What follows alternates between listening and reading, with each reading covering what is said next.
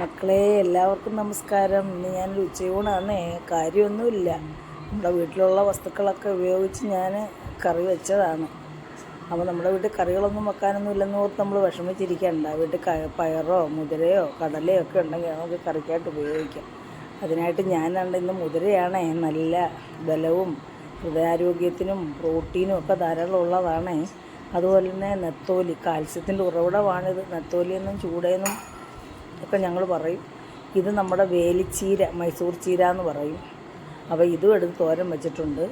പിന്നെ ഇന്നലെ വെച്ച ചൂരക്കറിയാണേ. കേടാകാത്ത രീതിയിൽ എങ്ങനെ വെക്കാം എന്നുള്ള രീതിയിൽ ഞാൻ ഇന്നലെ കറി വെച്ചായിരുന്നല്ലോ. പിന്നെ 2 നെത്തോലിയും എടുത്തിട്ടുണ്ട്. കാരണം ഇതില്ലാതെ നമുക്ക് പറ്റത്തില്ല, ഇച്ചിരി വറുത്തില്ലാതെ. അപ്പോൾ 2 എടുക്കാം അതും കൂടെ. അപ്പോൾ നമ്മുടെ വീട്ടിൽ കറി വെക്കാനൊന്നും ഇല്ലെന്നോർത്ത് ടെൻഷൻ അടിക്കണ്ട.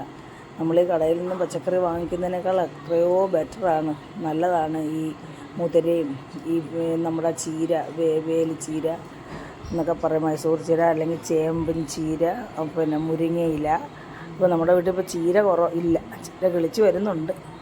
അപ്പോൾ ഇത് പ്രോട്ടീൻ, ഇത് വൈറ്റമിൻസ്, പച്ചക്കറി, ചീര, പച്ചില എന്ന് പറയുമ്പോൾ നമ്മുടെ എല്ലാ അടങ്ങിയ വൈറ്റമിൻ സി വേകുമ്പോൾ നഷ്ടപ്പെട്ടു പോകും.